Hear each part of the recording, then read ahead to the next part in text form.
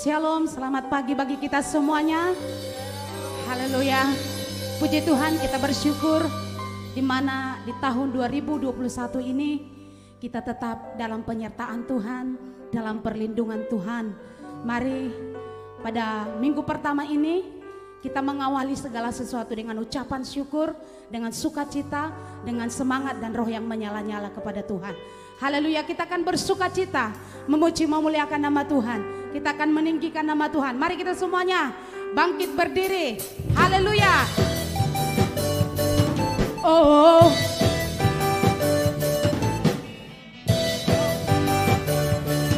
Oh.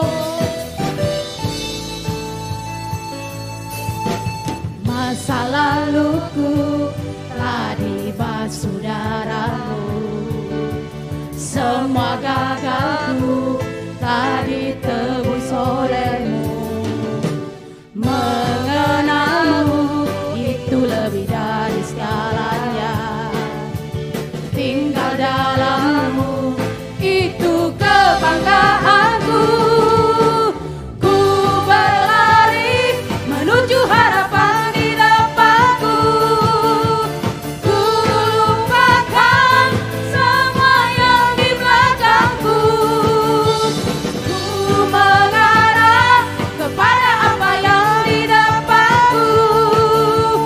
Ku menuju kemenangan yang darimu. Oh, oh, oh. Masa laluku telah dibasuh darahmu, semua gagalku telah ditebus olehmu. Mengenalmu itu lebih dari segalanya, tinggal dalammu itu kebanggaanku. Ku berlari menuju harapan di depanku. Ku lupakan semua yang di belakangku.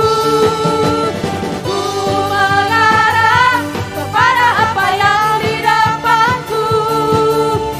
Ku menuju kemenangan yang darimu. Mari tepuk tangan bagi Tuhan.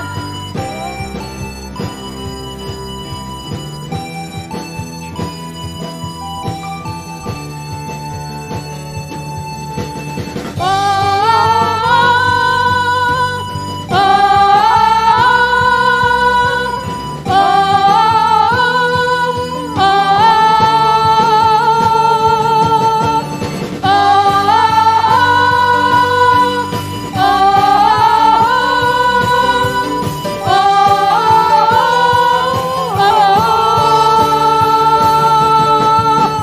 ku berlari menuju harapan di depanku. Amin. Ku lupakan semua yang di belakangku. Ku mengarah kepada apa yang di depanku. Ku menuju kemenangan yang darimu. Ku berlari, haleluya. Amin. Menuju harapan di depanku. Ku lupakan semua yang di belakangku. Ku mengarah kepada apa yang di depanku. Ku menuju kemenangan yang darimu. Oh, haleluya. Haleluya.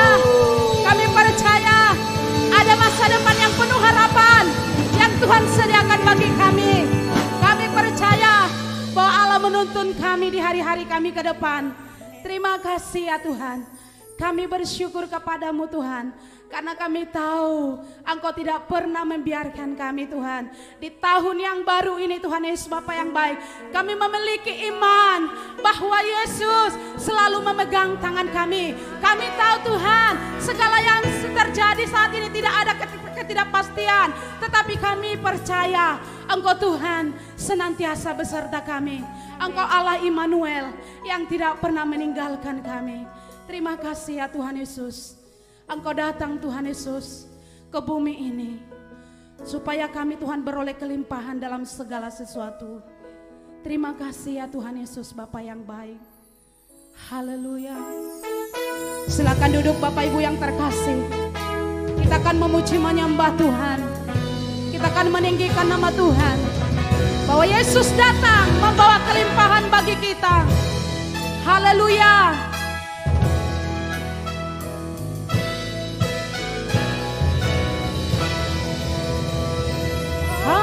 Haleluya, haleluya,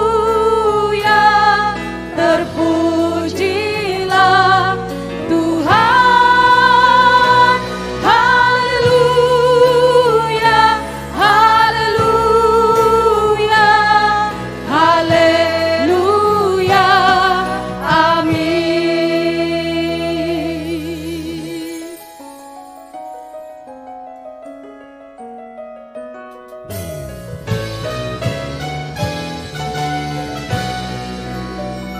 Yesus datang membawa kelimpahan.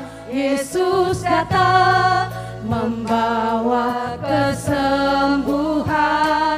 Kasih-Nya yang sanggup memulihkan semua yang percaya.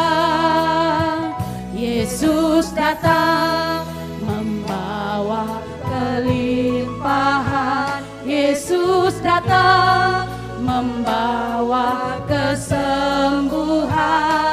Kasih-Nya yang sanggup memulihkan semua yang percaya. Haleluya, haleluya, terpujilah Tuhan. Haleluya.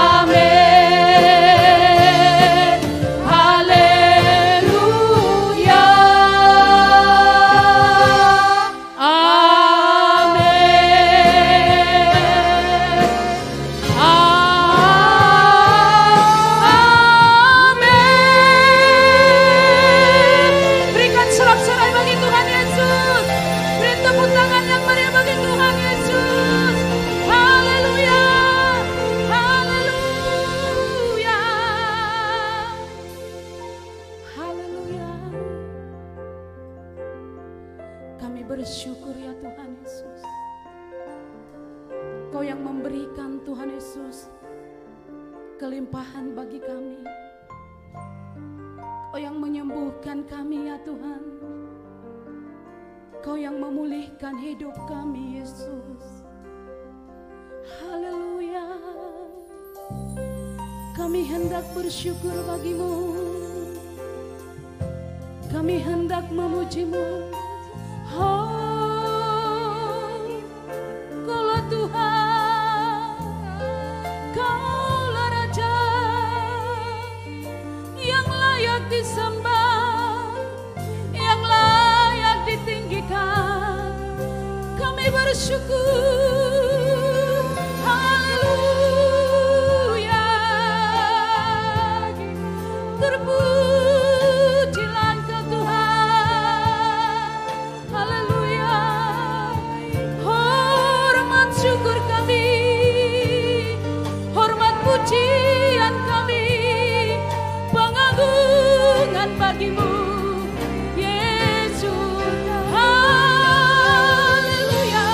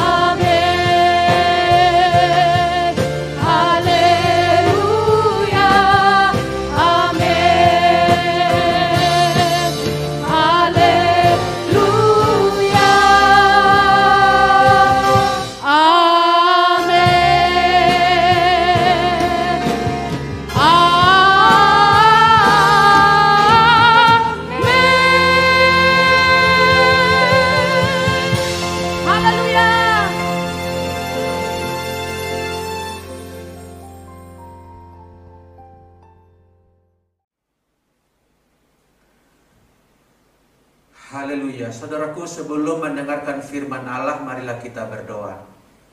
Bapa Surgawi, kami sudah menaikkan pujian penyembahan kami. Kiranya itu menjadi dupa yang harum, menyukakan hati-Mu Tuhan. Ibadah kami berkenan di hadapan-Mu. Engkau layakkan kami sebagai anak-anak-Mu. Di awal tahun ini kami rindu mendengarkan suara Tuhan. Kami rindu mendapatkan bimbingan-Mu, petunjuk hidup baru untuk kami jalani sepanjang tahun ini. Maka berbicaralah kepada kami melalui hamba-Mu. Urapilah dia dan urapilah setiap kami yang mendengarkannya, sehingga semuanya kami boleh mendengarkan suara Tuhan. Sebab suara Tuhan itu hidup dan berkuasa. Kami siap mendengarkan Engkau ya Tuhan. Di dalam nama Yesus Kristus kami berdoa. Amin. Saudara yang dikasihi Tuhan, gereja kita, Gereja Bethel Indonesia Jemaat Afia, menurut tema sepanjang tahun ini, maka bulan Januari ini kita akan secara umum berbicara tentang paradigma baru dalam kehidupan Kristen. Saya berikan subjudulnya, hiduplah di bumi dengan nilai-nilai surgawi. Kita masih hidup di tanah, di atas tanah ini, di bumi ini. Tetapi Tuhan mau kita hidup, Allah hidup di sorga. Dengan nilai-nilai, dengan etika kerajaan sorga. Sebagaimana Yesus juga mengajar kita dalam berdoa, jadilah di bumi seperti di sorga. Kita akan membaca cukup banyak ayat Bapak Ibu Saudaraku. Semuanya saya sudah siapkan di dalam PowerPoint untuk memudahkan kita. Mari kita baca beberapa bagian yang akan kita kupas. Mulai dari Lukas pasal 4. Demikian firman Tuhan. Ia datang ke Nazaret, maksudnya Yesus, tempat ia dibesarkan, dan menurut kebiasaannya pada hari Sabat, ia masuk ke rumah ibadat, ke sinagoge. Lalu berdiri hendak membaca dari Alkitab. Kepadanya diberikan kitab Nabi Yesaya, dan setelah dibukanya, ia menemukan nats di mana ada tertulis, Roh Tuhan ada padaku, oleh sebab ia telah mengurapi aku, untuk menyampaikan kabar baik kepada orang-orang miskin, dan ia telah mengutus aku untuk memberitakan pembebasan kepada orang-orang tawanan dan penglihatan bagi orang-orang buta, untuk membebaskan orang-orang tertindas, untuk memberitakan tahun rahmat Tuhan telah datang. Itu dibaca oleh Tuhan Yesus dari kitab Yesaya. Lalu Lukas memberikan keterangan apa yang terjadi setelahnya, ayat 20. Kemudian ia menutup kitab itu, memberikannya kembali kepada pejabat sinagoge itu. Lalu duduk, dan mata semua orang dalam rumah ibadat itu tertuju kepadanya. Ayat 21. Lalu ia mulai mengajar mereka, katanya, pada hari ini genaplah nats ini sewaktu kamu mendengarnya.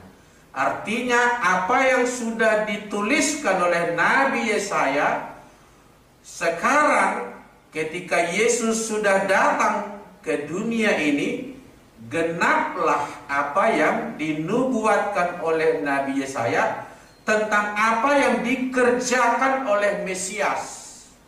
Yaitu di ayat sebelumnya tadi dikatakan, ia katanya akan menyampaikan kabar baik kepada orang miskin, dan juga memberitakan pembebasan kepada para tawanan, penglihatan kepada orang-orang buta, membebaskan orang-orang yang tertindas atau terintimidasi, dan memberitakan tahun rahmat Tuhan, tahun anugerah, tahun kasih karunia telah datang. Lalu dia bilang, pada hari ini saat dia membaca itu mengumumkan, genaplah, artinya sudah tergenapi nats ini sewaktu kamu mendengarnya. Satu ayat lagi yang juga dikatakan Yesus dicatat oleh Lukas, pasal 11 ayat 20 demikian. Tetapi jika aku mengusir setan dengan kuasa Allah, maka sesungguhnya kerajaan Allah sudah datang kepadamu. Apa artinya? Ketika kuasa Allah di dalam Yesus itu bekerja, menggenapi yang telah digariskan atau diberikan petunjuk oleh Nabi Yesaya 700 tahun sebelumnya, maka orang yang percaya kepada itu telah dikerjakan Yesus, kepadanya kerajaan Allah sudah datang. Artinya apa? Kerajaan Allah itu sudah memerintah pada orang-orang itu. Apa arti tulisan-tulisan daripada Rasul Lukas ini? Ialah saya mau mengatakan, apa yang dikatakan Yesus tadi adalah satu inaugurasi kerajaan sorga di muka bumi. Inaugurasi. Apa itu inaugurasi, saudaraku? Inaugurasi itu mirip dengan pemakluman, proklamasi, atau kalau misalnya peresmian gedung mungkin itu dengan menekan tombol sirene. Memasuki rumah baru mungkin orang menggunting pita di depan pintu rumah. Jadi ada suatu pengumuman, suatu pemakluman, sebuah proklamasi. Kerajaan sorga sudah hadir di muka bumi ini. Saya mau berkata, saudaraku, kerajaan sorga itu bersifat dua sisi. Yang pertama sudah datang, sisi yang kedua akan datang. Sehingga kerajaan Allah itu kita pahami sebagai kerajaan yang already sudah hadir, tapi juga not yet, belum juga hadir. Apanya yang sudah datang? Yaitu etika kerajaan Allah sudah datang di bumi. Kuasa Allah sudah memerintah di bumi. Tetapi keadaan kepenuhannya masih kelak kita tunggu pada waktu kedatangan Yesus yang kedua. Itulah permulaan kehidupan di langit baru dan bumi yang baru. Sebelum ke langit baru, bumi yang baru itu, maka kita yang hidup di langit lama, saya buat istilah begitu, bumi yang lama, yang sekarang kita diami ini, berdomisili kita di sini. Di sini kita sudah menerapkan nilai-nilai kerajaan sorga. Etika kerajaan Allah itu diberlakukan di sini. Pemerintahan Allah itu sudah dinyatakan di sini. Sehingga sebetulnya kehidupan di dalam kerajaan itu bukan semata-mata hanya menunggu masa depan yang masih jauh, tetapi sudah kita mulai sekarang ini. Itulah sebabnya tadi doa Bapa kami berkata, jadilah di bumi. Bumi yang mana? Bumi yang lama ini. Jadilah di bumi seperti di sorga. Sorga tadi mewakili itulah istilah langit baru, bumi baru. Saudaraku, kedatangan Yesus ke bumi melalui kelahiran anak darah dari anak perawan Maria, itu adalah inaugurasi suatu pernyataan kerajaan sorga telah memerintah di bumi. Kedatangannya itulah yang merupakan penggenapan dari proses panjang penantian orang Yahudi yang telah dinanti-nanti oleh para nabi-nabi tentang kedatangan Mesias. Mesias itu sudah datang ketika dia menjadi manusia dan lahir di Bethlehem. Sayang sekali, bahagian terbesar daripada umat Yahudi keturunan Abraham itu menolak Yesus ini. Sejak kelahirannya sampai kematiannya, mayoritas mereka menolak. Waktu kelahirannya misalnya, yang datang ke Bethlehem adalah para gembala, orang-orang kecil, dan datang dari orang-orang foreigners, orang-orang luar negeri, yaitu orang-orang Majus. Sedangkan Raja Herodes, para imam-imam, pejabat-pejabat Bait Allah, dan orang-orang umat Yahudi yang lain tidak datang ke Bethlehem untuk menyembah dia. Demikian juga sampai proses disalibkannya, penolakan terhadap Yesus begitu memuncak sampai dia harus dieksekusi mati tanpa pengadilan yang memadai dan tanpa ditemukan bukti kesalahan apapun. Itulah yang dikatakan oleh Rasul Yohanes di pasal 1 ayat 11. Kita tahu sekarang artinya. Tulisan itu berbunyi, ia datang kepada milik kepunyaannya, tetapi orang-orang kepunyaannya itu tidak menerimanya. Saudaraku, meskipun Yesus sudah menyatakan pemerintahan kerajaan Allah itu berlaku di bumi, tetapi mayoritas orang mungkin tidak mau berada di dalam kerajaan itu. Mungkin mau menjadi warga kerajaan surga, tetapi tidak mau proses yang merupakan pembentukan ke sana.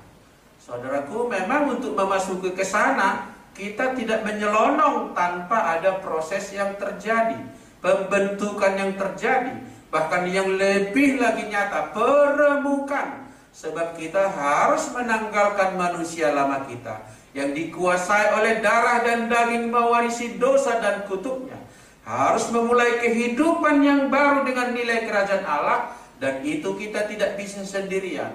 Yesus menolong kita, dan orang yang menerimanya diberi kuasa menjadi anak-anak Allah. Saudaraku yang dikasihi Tuhan, di awal tahun baru ini perlu kita semakin menyadari, bagi yang sudah menyadari menguatkan kesadarannya, bagi yang belum tahu selama ini mulai memahami bahwa kita meskipun tinggal di kota Medan, di kota Pematang Siantar, di kota Jakarta, di kota New York, di muka bumi ini, ingat, orang-orang yang ditebus oleh Yesus Kristus adalah warga sorga, kehidupannya ala sorga, sekalipun dia masih hidup di muka bumi ini.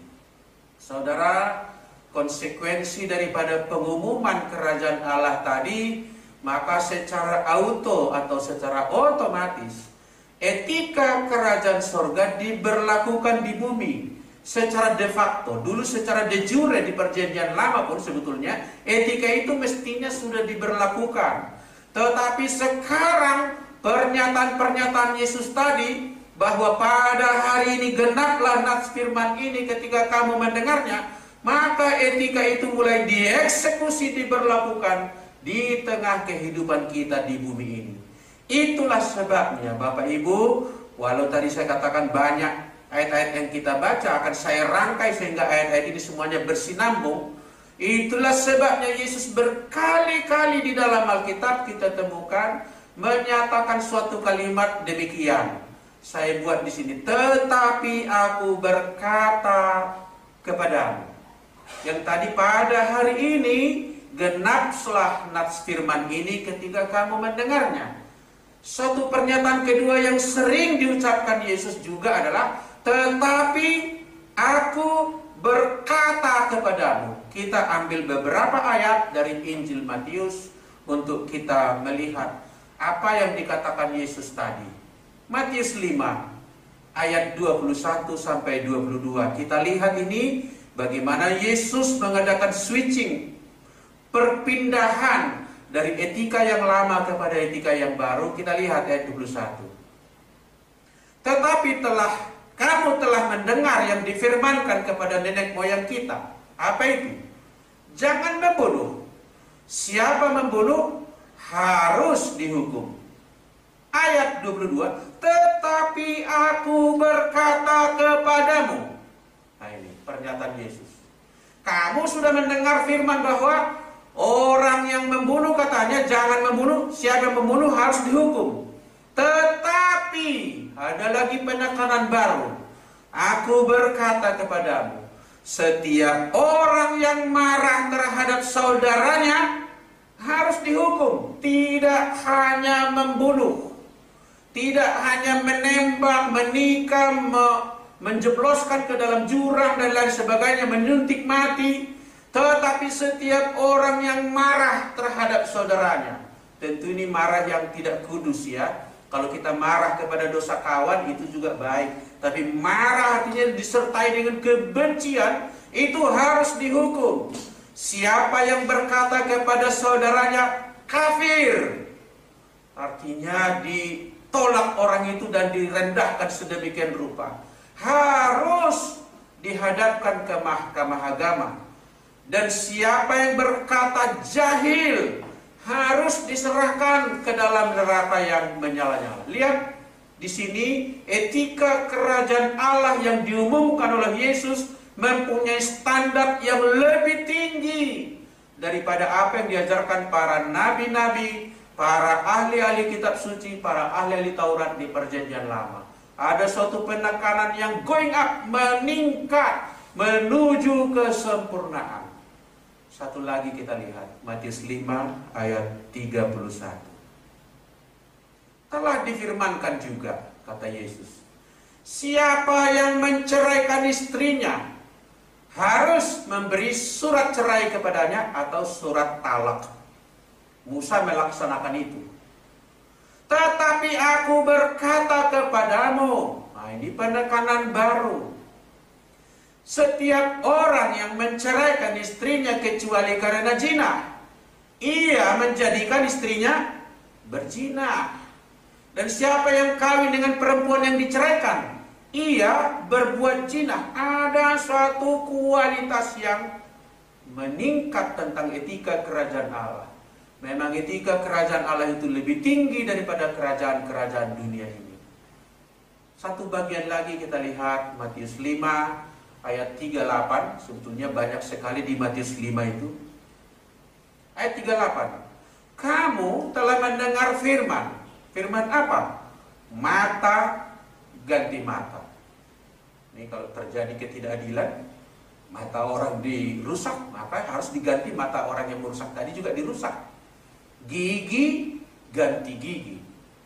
Tetapi aku berkata kepadamu, kata Yesus, janganlah kamu melawan orang yang berbuat jahat. Jangan menuntut matanya itu harus dicongkel, giginya itu harus dirontokkan. Melainkan siapapun yang menampar pipi kananmu, berilah juga kepadanya pipi kirimu. Ini paradigma baru Bapak Ibu. Ini cara pandang yang baru. Ini cara kehidupan yang baru.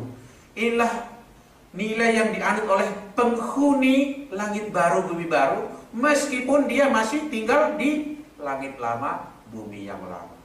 Satu bagian lagi ini perlu kita lihat.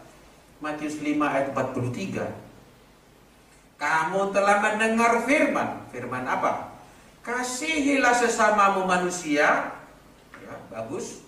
Tapi juga dan bencilah musuhmu. Itu yang sudah berlaku selama ini di dalam umat PL, Perjanjian Lama. Tetapi aku berkata kepadamu, kata Yesus, kasihilah musuhmu. Jangan benci. Jangan benci. Dunia mungkin menerapkan membenci musuh, menyayangi orang yang menguntungkan baginya. Tapi kamu, kasihilah musuhmu. Bukan cukup kasih, berdoa lagi bagi mereka yang menganiaya kamu. Ini paradigma baru Bapak Ibu. Paradigma baru, cara hidup yang baru. Sepanjang tahun ini kita akan terus-menerus belajar untuk menerapkan, bukan sekedar mengetahui kebenaran ini. Nah saudaraku, maka inaugurasi pengumuman kerajaan Allah sudah dinyatakan di tengah bumi ini. Maka di dalam hal itu Yesus melakukan suatu apa yang saya sebut reinterpretasi Taurat. Penafsiran ulang terhadap Taurat. Apa maksudnya ini? Ialah Yesus selaku rabi yang sah. Sebab pada waktu itu pun Yesus dipanggil rabi, gitu ya. Jadi sama dengan rabi-rabi orang Yahudi yang lain, sah dalam garis rabinik. Maka Yesus juga adalah rabi yang sah, pengajar yang sah, pengajar yang diakui, melakukan penafsiran ulang terhadap Taurat. Dalam hal ini Yesus bukannya membatalkan hukum Taurat. Berkali-kali dia bilang, aku datang bukan untuk membatalkan hukum Taurat. Sering saya mendengarkan orang berkata, begitu perjanjian baru dimulai, maka hukum Taurat tidak berlaku lagi katanya. Menurut saya itu pernyataan yang berlebihan dan tidak benar, sebab Yesus tidak membatalkan hukum Taurat. yang mungkin sudah tidak dilanjutkan oleh perjanjian baru ialah ritual yang diperintahkan oleh hukum Taurat, yakni ritual kurban anak domba. Itu memang tidak kita lakukan lagi. Kenapa? Karena Yesus Kristus yang disalibkan, digantung di atas kayu salib, itulah anak domba Allah yang sejati, sehingga tidak diperlukan lagi semacam penggambaran, semacam analogi, semacam persekot daripada anak domba itu, sebab sudah digenapi oleh Yesus Kristus. Jadi bukan membatalkan hukum Taurat, bukan mengubah dan mengotak-ngatik hukum Taurat. Yang dilakukan Yesus adalah menggenapi dan menyempurnakannya. Itulah yang dimaksud dengan reinterpretasi Taurat. Sehingga dapat saya katakan, saya mengajarkan kepada kita, saudaraku, Yesus tidak membawa ajaran baru atau agama baru yang berbeda daripada Musa. Tidak berbeda. Tidak berbeda. Yesus tidak pernah menyatakan tidak berlaku lagi ajaran Musa, tidak perlu lagi agama yang dibawa oleh Musa. Tidak. Tidak. Yesus tidak membawa agama baru. Sebetulnya Yesus tidak bermaksud bahwa kita ini terpisah dari kaum Yahudi yang lain. Adapun kemudian gereja terpisah menjadi organisasi keagamaan yang terpisah dari agama yang berpusat atau sentral di Bait Allah, ialah karena perbedaan-perbedaan pengakuan terhadap Yesus Kristus itu sendiri. Di mana orang Kristen atau pengikut jalan lurus pada masa itu, sekalipun mereka sama-sama beribadah di Bait Allah dengan umat Yahudi yang lain, pengikut Yesus ini menghormati dan menyembah Yesus sebagai Allah, sedangkan umat Yahudi yang lain tidak mengaku Yesus sebagai Mesias yang sudah datang, tidak menyembah Yesus sebagai Nabi dan sebagai Allah, bahkan sebagai Nabi pun mereka menolak. Nah, sehingga terjadilah split ajaran antara orang yang pengikut Yesus dengan umat Yahudi yang lain. Kemudian terjadilah ketidakcocokan. Lagu-lagunya tidak cocok. Misalnya orang Kristen bernyanyi Yesus Tuhan dan Allah kami. Pasti lagu ini tidak diterima oleh umat Yahudi di Bait Allah, umat Yahudi yang lain. So bagi mereka justru ini adalah pengkhianat, misalnya nabi palsu misalnya, sampai disalibkan. Sehingga akibat banyak perbedaan ini nanti maka orang Kristen itu kemudian tidak lagi beribadah di Bait Allah. Tetapi perlu saya tegaskan, Yesus tidak membawa agama baru, saudaraku. Melainkan Yesus mengajarkan penafsiran yang final atau penafsiran yang pas, penafsiran yang benar terhadap Taurat. Sebab selama ini telah terjadi misinterpretasi, penafsiran suka-suka oleh rabi-rabi Yahudi, termasuk misalnya mengenai perpuluhan, tentang harus kita menanggung-jawabi orang tua dan lain-lain sebagainya. Mereka telah melakukan perintah manusia dan mengabaikan perintah Allah, sehingga banyak melenceng pelaksanaan hukum Taurat, sampai-sampai Yesus suatu ketika marah di pelataran Bait Allah dengan berkata, rumahku disebut rumah doa, tetapi kamu menjadikannya sarang penyamun. Sampai pada titik itu Yesus sedang mengatakan bahwa sistem keagamaan yang berpusat di Bait Allah waktu itu, pusatnya itu telah menjadi sarang penyamun. Orang-orang yang cinta uang, orang-orang cinta penghormatan, orang-orang yang duniawi telah menyerobot menguasai pemimpin agama itu, sehingga ajaran mereka pun sudah jauh melenceng, dan Yesus mengembalikan kepada makna semula, makna yang benar daripada firman yang diwahyukan kepada Musa, kepada Daud, kepada Yesaya, kepada Yeremia dan para nabi yang lain. Jadi Yesus tidak membawa ajaran baru, tapi dia mengembalikan kepada ajaran yang sebenarnya. Saudara yang dikasihi oleh Tuhan, di dalam paradigma baru ini saya menyampaikan bukan saja Yesus tapi para rasul. Ini saya buat judul Paulus mengikuti alur Yesus. Alur itu jalur ya. Para 12 rasul yaitu 12 murid Yesus, ditambah juga Paulus mengikuti ajaran Yesus dan kemudian menyebarkannya, mengajarkannya, menerapkannya. Misalnya Paulus di dalam kitab Roma pasal 12, Roma pasal 12 ayat yang pertama dikatakan, karena itu demi kemurahan Allah, demi anugerah atau kasih karunia Allah. Aku menasihatkan kamu supaya kamu mempersembahkan tubuhmu sebagai persembahan yang hidup, yang kudus, dan yang berkenan kepada Allah. Itu adalah ibadahmu yang sejati. Penafsiran bahasa Indonesia, terjemahan bahasa Indonesia menggunakan ibadahmu yang sejati. Saya tidak tahu bagaimana dulu proses penerjemahan ini. Barangkali karena pohon jati dianggap pohon yang bagus di Indonesia, sehingga kata sejati itu artinya mantap gitu ya. Dalam terjemahan bahasa Inggris sebetulnya that is your reasonable worship. Kalau di Indonesia kan itulah ibadahmu yang masuk akal, yang reasonable, yang benar gitu ya. Apa itu persembahan yang ibadah yang benar? Ibadah yang sejati ialah persembahkanlah tubuhmu. Kalau di perjanjian lama kan mereka persembahkanlah domba, persembahkanlah kambing, persembahkanlah burung tekukur dan lain sebagainya. Tapi Paulus mengikuti alur Yesus mengajarkan persembahkanlah tubuhmu. Ini paradigma baru.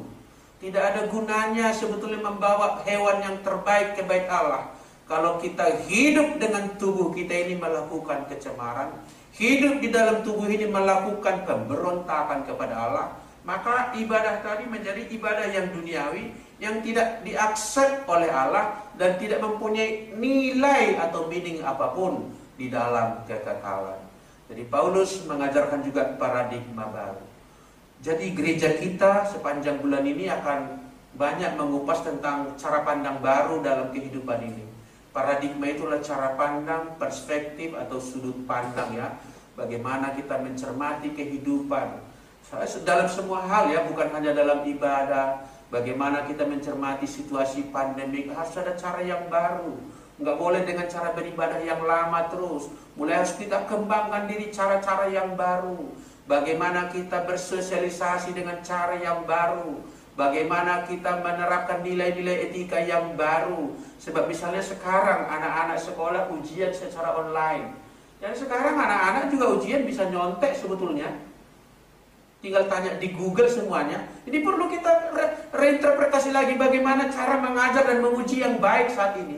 Seluruh kehidupan ini harus memasuki suatu cara atau paradigma yang baru. Harus kena kepadanya saudaraku. Cara belajar yang baru, cara berbisnis yang baru.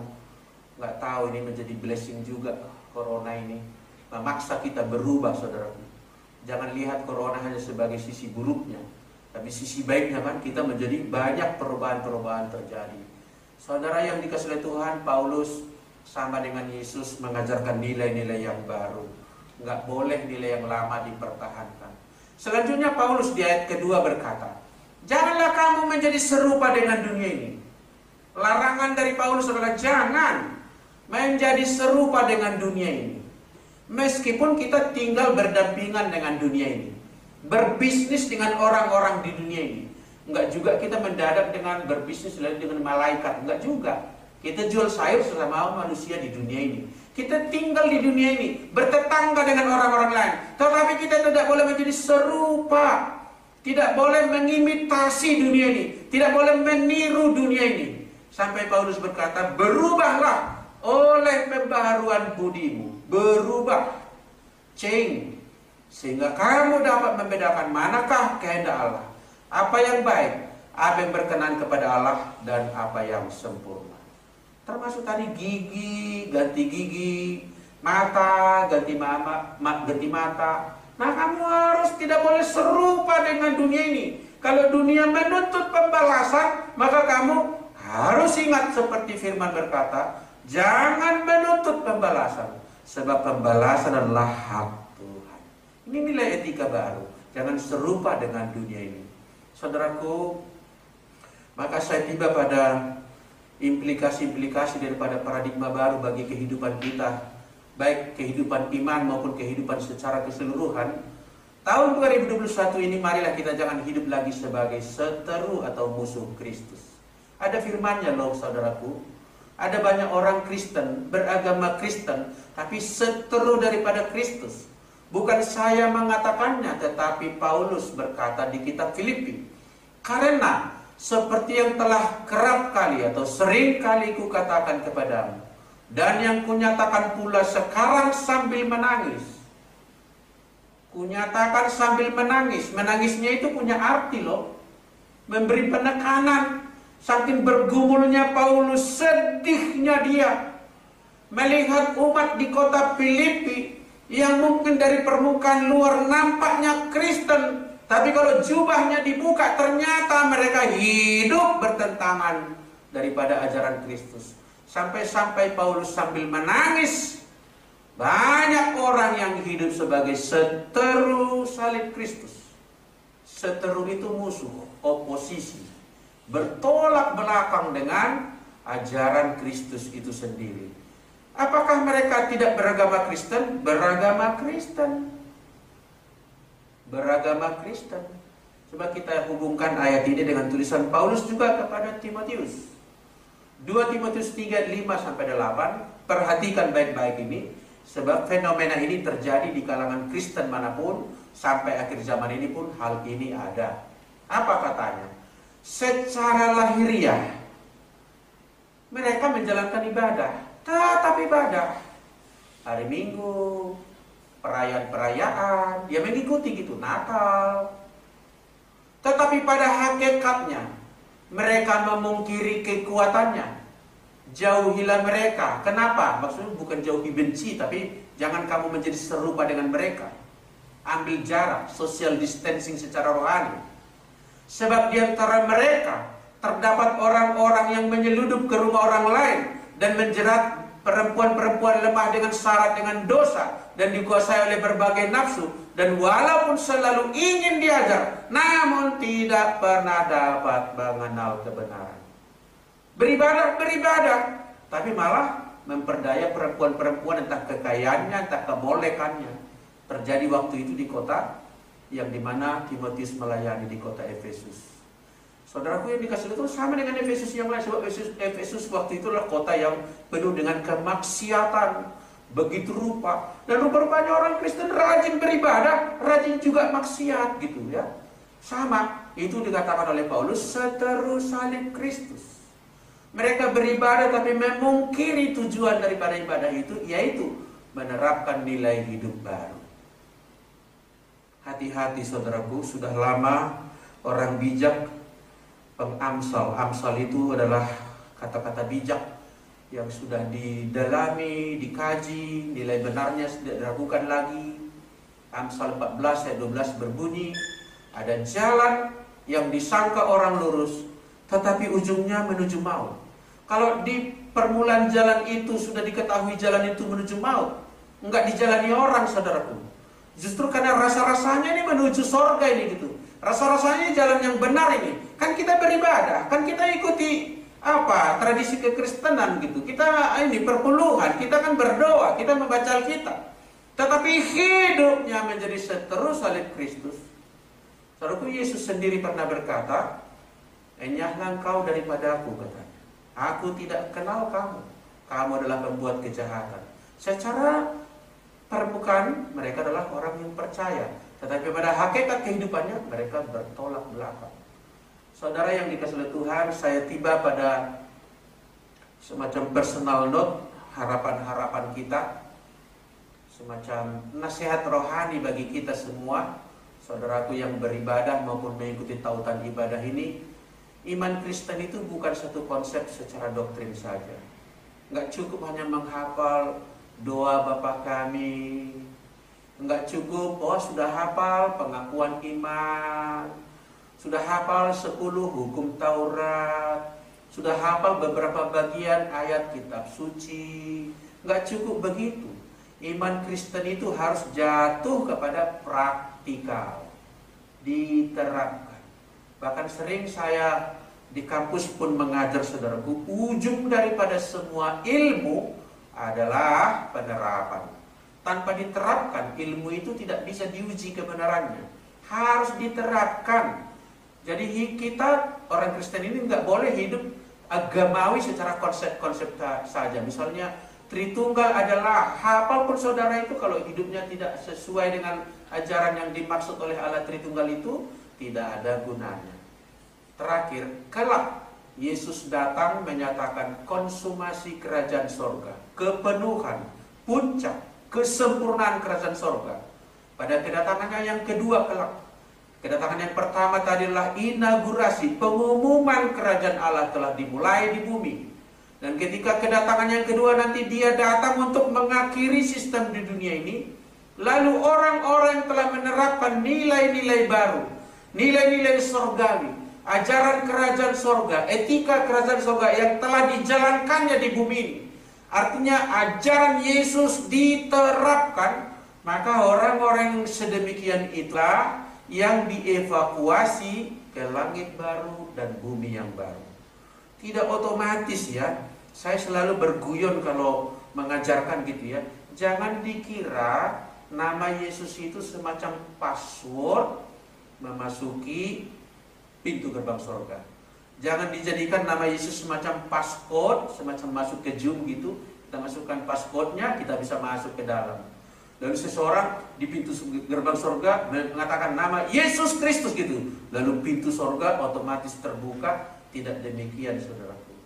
Yesus sendiri berkata, aku tidak kenal kamu sebab kamu pembuat kejahatan. Selebihnya yang ke surga adalah mereka yang telah mau mengikuti ajaran Yesus dalam hidupnya, menerapkan dalam kehidupannya, paradigma kerajaan surga diakuinya, paradigma kerajaan surga dipeluknya, paradigma kerajaan surga diterapkan di dalam kehidupan. Itulah menjadi pesan saya di awal tahun ini.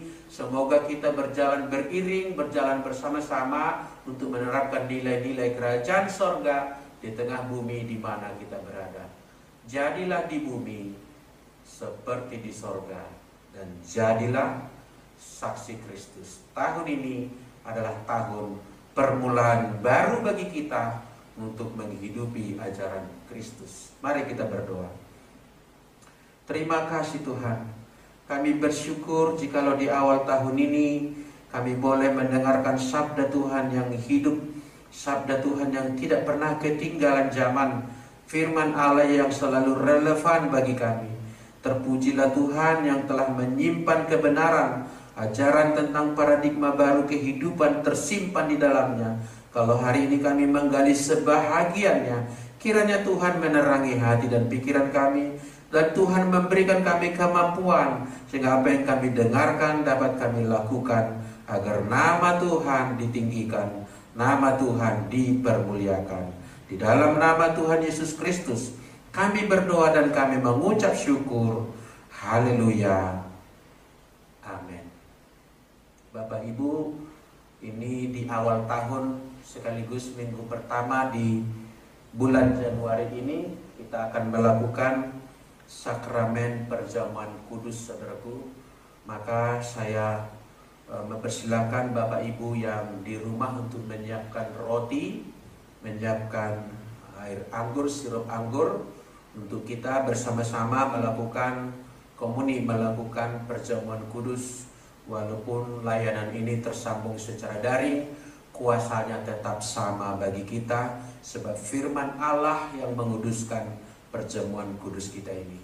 Haleluya. Saya beri kesempatan kepada Bapak Ibu untuk menyiapkan alat-alat roti dan anggur masing-masing.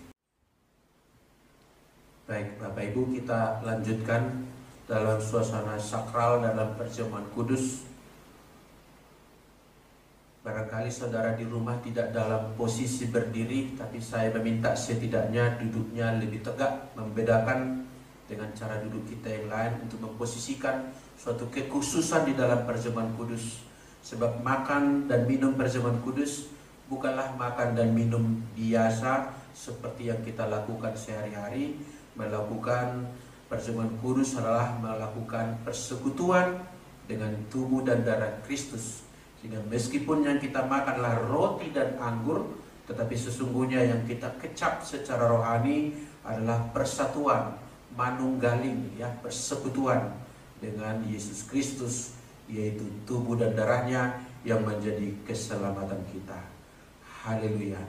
Yang dikehendaki Tuhan Seperti Paulus berkata, karena itu hendaklah tiap-tiap orang menguji dirinya sendiri, dan baru sesudah itu ia makan roti dan minum daripada cawan itu. Karena barang siapa makan dan minum tanpa mengakui tubuh Tuhan, ia mendatangkan hukuman atas dirinya. Jadi cara perjamuan yang salah bukannya mendatangkan berkat, malah mendatangkan hukuman atas dirinya. Itulah sebabnya kita perlu menguji diri kita sendiri. Sebelum kita memasuki perjamuan kudus, saya izinkan kita kira-kira beberapa saat untuk melakukan refleksi pribadi, perenungan pribadi. Barangkali ada yang mesti dibereskan di hadapan Allah atau di hadapan orang dekatmu saat ini.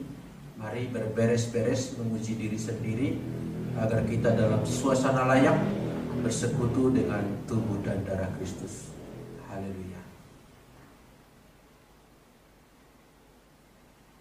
Terima kasih Tuhan, Engkaulah sumber kelayakan bagi kami. Engkaulah yang menguduskan kami.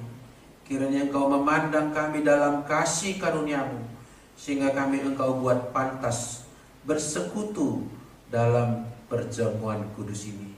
Kami berdoa Tuhan supaya roti dan anggur ini diberkati oleh-Mu, menjadi sarana bagi kami pada sakramen ini. Haleluya. Angkat roti di tangan kananmu saudaraku, dan dengarkanlah firman Allah yang menguduskannya. Sebab apa yang telah kuteruskan kepadamu telah aku terima dari Tuhan, yaitu bahwa Tuhan Yesus pada malam waktu ia diserahkan, mengambil roti dan sesudah itu ia mengucap syukur atasnya.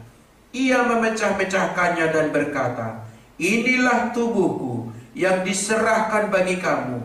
Perbuatlah ini menjadi peringatan akan aku. Tubuh Kristus diserahkan bagi kita, bagi keselamatan kita. Sebelum dia dieksekusi di kayu salib, telah diperiksa oleh penguasa Pontius Pilatus. Berkali-kali diperiksa, dan Pontius Pilatus berkata, aku tidak menemukan kesalahan apapun pada dia.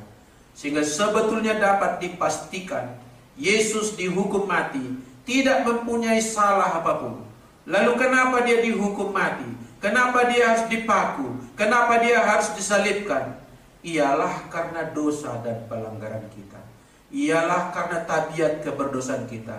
Ialah supaya kita beroleh keselamatan di hadapan Bapa. Apakah saudara percaya seperjamuan ini Kristus telah berkorban bagi keselamatan kita? Yang percaya dengan iman makan, inilah roti yang turun dari sorga, inilah tubuh Yesus Kristus yang ajaib.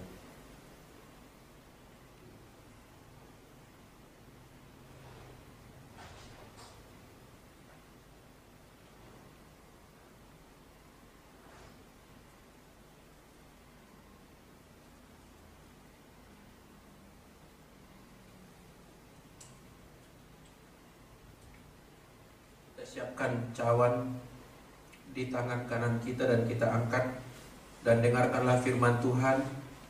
Demikian juga ia mengambil cawan sesudah makan, lalu berkata, cawan ini adalah perjanjian baru yang dimeteraikan oleh darahku. Perbuatlah ini setiap kali kamu meminumnya, menjadi peringatan akan aku. Jelas dikatakan di sini bahwa cawan ini dimeteraikan oleh darah Kristus, diabsahkan oleh darah Kristus. Yang kita minum adalah air anggur, tapi realitas yang kita terima secara rohani adalah darah Kristus. Apakah saudara percaya darahnya adalah darah yang mahal, darah yang suci, dan orang yang percaya kepada pengorbanan Yesus, darahnya itu menguduskan dia, membasuh dia, menyembuhkan dia, memulihkan dia, melayakkan dia menjadi anak kerajaan sorga. Sebab firman Allah berkata, barang siapa percaya kepadanya, diberi kuasa menjadi anak-anak Allah. Apakah saudara percaya darahnya benar-benar telah menetes di Golgota, telah terkuras habis sampai dia menyerahkan nyawanya? Itu adalah untuk keselamatanmu. Yang percaya dengan iman, minumlah dengan iman. Inilah cawan perjanjian baru. Inilah darah Kristus yang menebus kita.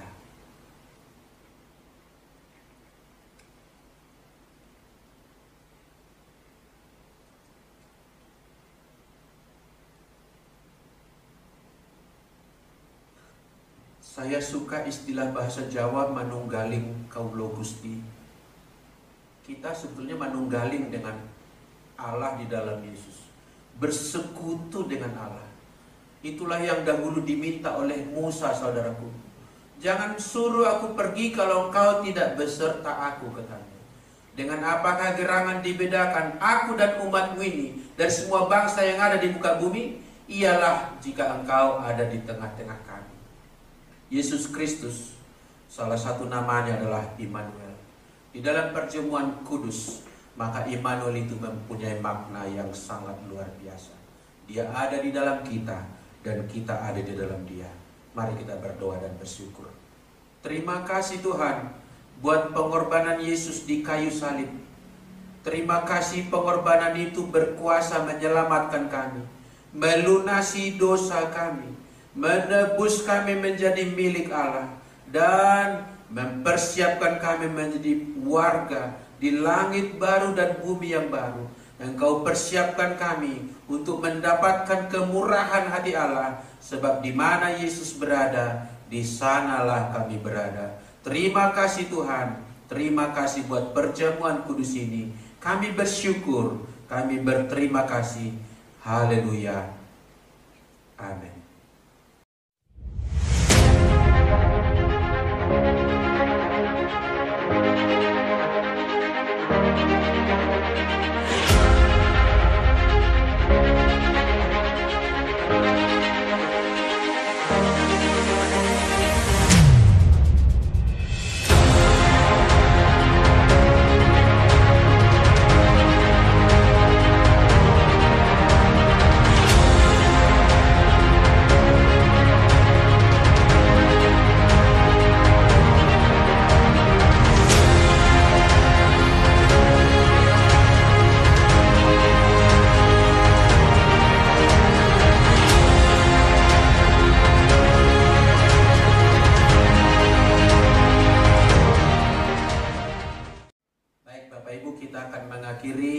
Ibadah kita di ibadah pertama tahun ini dengan menerima berkat Allah. Selalu saya mengajarkan berkat imamat, berkat dari mimbar, bukanlah request kepada Allah, bukanlah permohonan, bukan harap-harap gitu ya, tapi berkat dari mimbar, maka itulah pemberian, konfirmasi kelayakan kita di dalam anugerah Allah. Maka bukalah hatimu, arahkanlah pikiranmu, dan tertuju sungguh-sungguh kepada Tuhan, percaya dan aminkan, dan imanilah berkat Allah ini. Angkat tanganmu dan terimalah berkatnya. Tuhan memberkati engkau dan melindungi engkau. Tuhan menyinari engkau dengan wajahnya dan memberikan kepadamu kasih karunia. Tuhan menghadapkan wajahnya kepadamu. Artinya engkau tidak ditolak lagi, tidak dibelakangi oleh Allah. Maka engkau mengalami damai sejahtera. Pulanglah sebagai orang yang sudah mendengarkan sabda Tuhan, sebagai orang yang sudah diberkati. Jalanilah sepanjang tahun ini sebagai rahmat Tuhan, dan bawalah sertamu rahmat yang sempurna di dalam Yesus Kristus Tuhan, kasih Bapa Surgawi yang kekal, dan penyertaan daripada Roh Kudus sertamu dan sertaku mulai pagi hari ini sampai esok dan sampai selama-lamanya. Haleluya. Sama-sama kita berkata amin.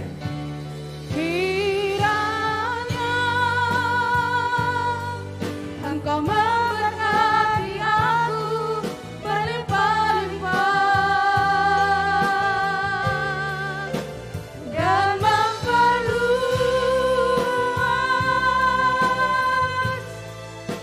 daerahku,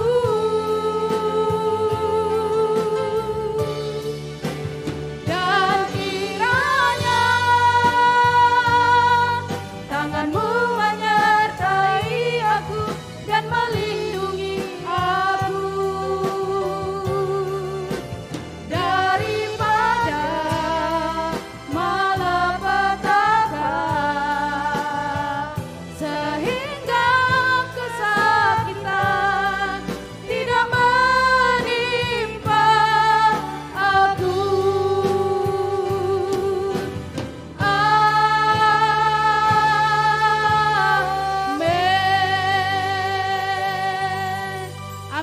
Selamat hari Minggu, Tuhan Yesus memberkati.